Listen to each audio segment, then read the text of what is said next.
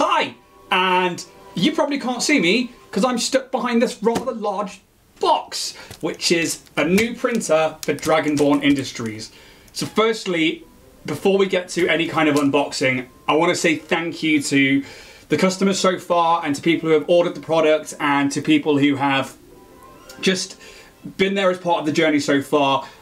I couldn't start doing upgrades to the business like this without you. So thank you so much, and I really do genuinely appreciate all of you that have taken either part with Dragonborn Industries or just come along to see any of the shows with either us or Band of Badgers, or just come and bought some product from the store. So thank you. As I said, this is going to be an unboxing video for the elegoo Saturn S. So this is one of their SLA printers, so a resin printer, and there's not really much to this video apart from get it open so I can then get it set up and ready for some more terrain bits to be added to the store. So let's get this thing cracked open.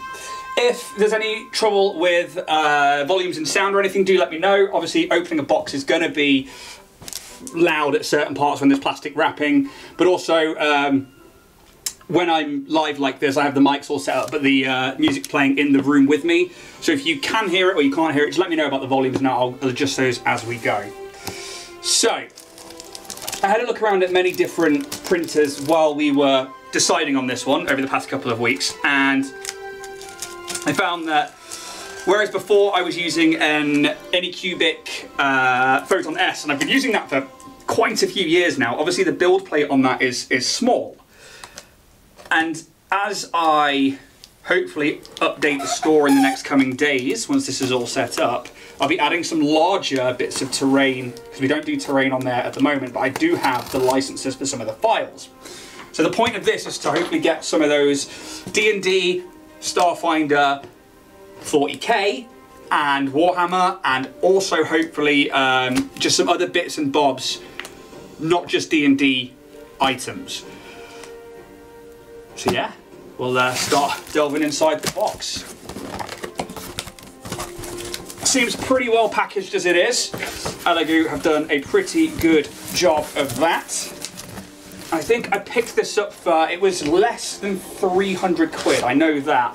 It was on their website, they were having a sale, and it was, if I have a quick look, it is currently for the UK, it says $329.99, so I think it's just over 300 at the moment, maybe just below. I don't actually know the currency rate at the moment. So we've got the power cable there, obviously not that impressive or anything, it's just a power cable, and look, all those nice hard corners to keep that nice and safe for its travels. The box turned up really well, and apart from one gash down the side of it, actually it really didn't go all that far into it. I can see all of that packaging inside is completely safe, so pretty happy with how that's turned out. I am going to, however, just cut that flap off because it's right close to that microphone, and since I can't hear the stream, I don't want you guys to be inundated with just cardboard scrapes right next to a microphone. Just going to take that bit off. There we go. Hopefully that won't bother us for the rest of the stream. And once we have this out, we'll show you everything that we have. Put those out of the way. They could make for good terrain though, but we'll do that on another video. This is the important one right now. So, even got some corner protectors there, so we know that Elegoo have taken the time to make sure this thing is really well transported. And this is the exciting bit. Oh! So, I love the colour. Let's work out which way round we're going to do this. I'm always so scared when I'm opening boxes because I never want to drop them. So this is the toolkit. What I might do is get everything out and then go through things individually, because I think it's going to be better than just having this big box in the way. So let's get this out. So it's quite weighty, I'll give it that. It's definitely a bigger printer than the Photon. Hey Hagley, how you doing? We are currently opening up a new printer to the business, and I figured I would show that one off. If there's any issues with sound levels, because I can't hear the stream myself, do let me know, and I will adjust volumes accordingly. But so far, very, very well packaged printer. So let's go through what is inside all of these. So I'm going to presume that the power line is just the power cable. The UK one's ticked. Yeah. Standard kettle lead for any of the UK ones. I'm sure if you buy this in America or in Europe, it will come with the relevant bits that you need. Always need more gloves. That's always a plus. We've got the air filter just there. Might knock that light down a little bit so you can see that a bit better. Probably not that much. So, see if we can hold that one up to there. So you've got an air filter with these ones, which is good because obviously breathing in resin toxins is not fantastic. Always after more snips. Most 3D printers these days come with a set. Let's have a quick look through the rest of this. But it seems like your standard tools for most 3D printers. We've got some Allen key bolts there and some Allen keys. I'm going to presume that's for the FEP on the VAT and also the other bits around. Power bank for that power line. So these come with a lot of printers. They're basically scrapers. You can use them for polyfilling your walls, or you can use them for getting 3D prints off of a bed.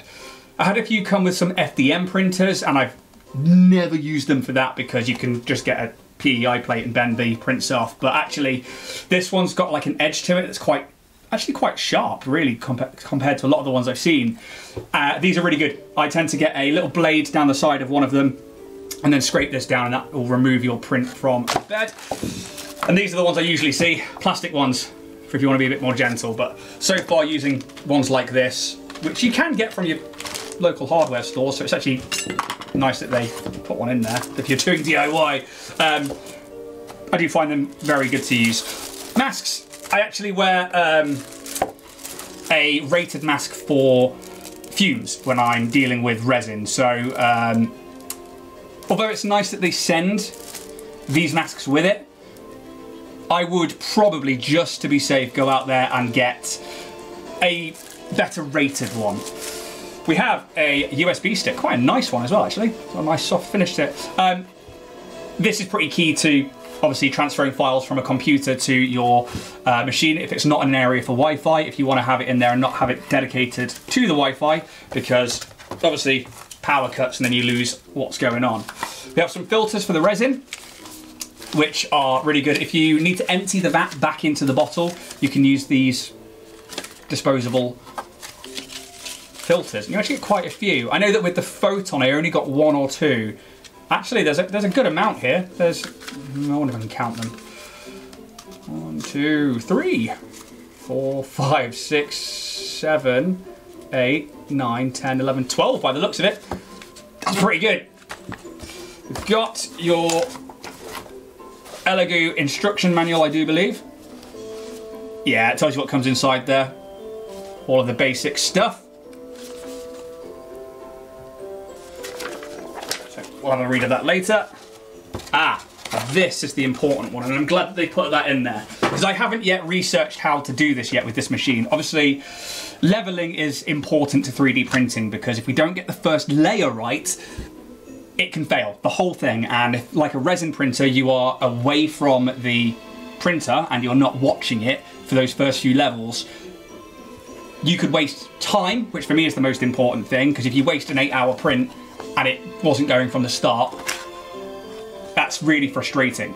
And a lot of the mistakes that you make in 3D printing, or that I've made in the past, have been due to leveling and having to need to re-level the build plate and whatnot. So it's nice that this is I'm going to see if I can get that a little less glary and show that to you, is actually a sheet on leveling the bed, which is actually really quite cool. It's good that they put that in there, because it means that I don't have to go watch a YouTube video about it in a bit. Yes, so Hagley, I agree. So Hagley's just put in the comments for anybody who's watching on YouTube that he uses a stainless steel funnel with a fine screen filter.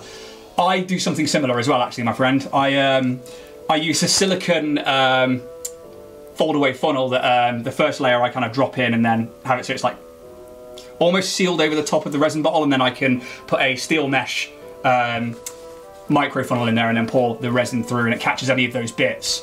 Oh, cool, the Mars printer level's easy. I have heard that elegoo are very good, and so the reason actually I went for them, not only was it on sale, which I think it's on sale in most countries. It appears that on the website the US and the UK both have them for like $300 rather than the standard $500, which is pretty good, especially for a 9.1 inch build plate. So that's good if it levels really easy. It seems like it's still the same paper trick where you put a piece of A4 paper underneath it, loosen the build plate, make sure it goes down, and then tighten everything up and then set the home. So I will get to doing that as soon as I have this thing set up.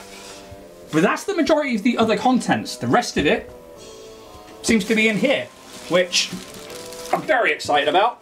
And I'm going to push all of these over here. I guess start taking off this cellophane. If this is really loud, I do apologise, but there's nothing I can really do about that without having unboxed it before the stream, and I didn't really want to do that. But from what I can see so far, it's turned up in very good condition. Everything seems in order. We've got a few levels of cellophane around this machine. So we have the all-over transparent acrylic box for the lid. That is a standard thing across, I believe, the Mars and the Saturn range.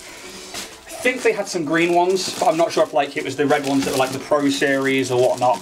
But from what I can tell on the website, the Saturns all seem to be red. I wonder if, actually, I can put the camera up a little bit so you guys can see the full thing, because it's quite a beefy machine. There we go. So, I mean, compared to my pinhead, it's pretty big. Certainly chunkier than the Photon was, and like I said, I've been using that for quite a few years. Ooh, it's lovely. Slides right off. Get rid of some packaging. That's good. They've properly secured that for the travel as well, which is really nice. Let's see if this all comes off. Again, sorry for the noise, removing plastic. There's always noisy on a microphone.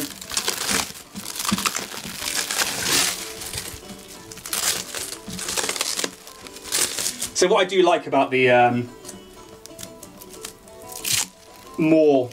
the latest machines that most companies are doing is they all do this all over acrylic. I think that whereas with the Photon originals, like the Photon, the Photon S, they were nice to be enclosed and it was a door that opened, but actually that can get quite stiff and stuck with resin after, mine's been used for 2 and a bit years. So it's nice to have these which come straight off. And as I said, it's pretty big. I can get my whole head in there. That's pretty fun. But, so that's the lid. I'm gonna put that down there for now. Let's have a look at what's inside this bit here. So,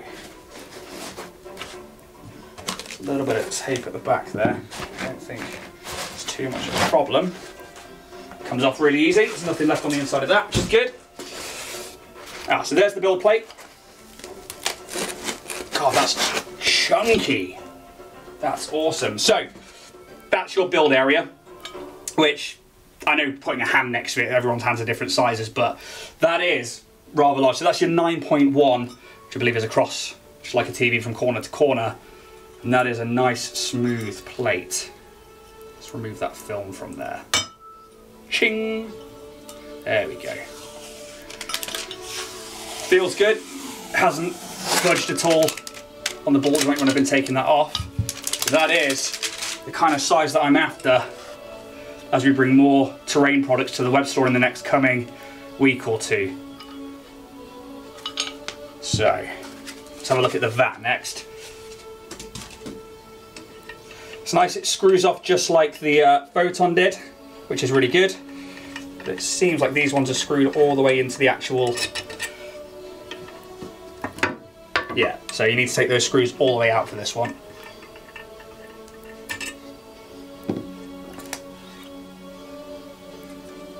That again is a really, really, really big vat, which is awesome. That's exactly what we want as we are upgrading so that we can have some more space. We have a polarizer and a warning. Please do not peel off the polarizer, otherwise it would cause serious damage to the LCD and void the warranty. I will not peel off the polarizer. However, there is a thing there to be peeled off, but it's not that one. Please do not touch or remove. That's that one there. Nice. I do like the colour scheme as well, the black and red. I like that.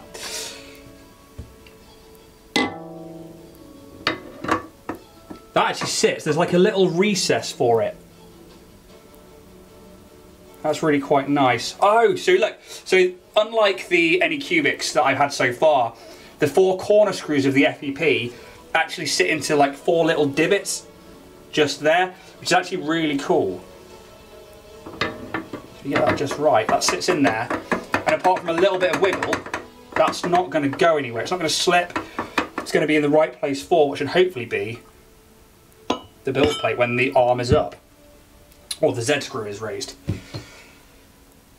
A little bit tedious having to take this in and out if I need to do a vat change, because I'm probably going to buy, as I did with my other printers, I buy extra beds and I buy extra vats so that I can change over the resin really quickly and easily, and then clean out and make sure that everything's tight and up to date. That's the way we get less print failures. But that can be a bit annoying having to take those out each time, but actually with that being so secure, that's really quite nice. So what else have we got on here then? So obviously the screen here, it's quite a nice big screen. I do believe that's a touch screen as well. I think any of them don't anymore. You've got your USB port around the side there, so it's actually easy access on the right hand side should you need to. Power is all the way around the back there, but to be honest, mine will just probably stay on most of the time. And there's your power input, and then you've got your output fans just there. It's quite a basic machine really in terms of all the parts to it. There's not much else that seems to be really needing to be put together. But I might plug it in, raise the arm, and put the build plate on. So let's have a look at our power bank.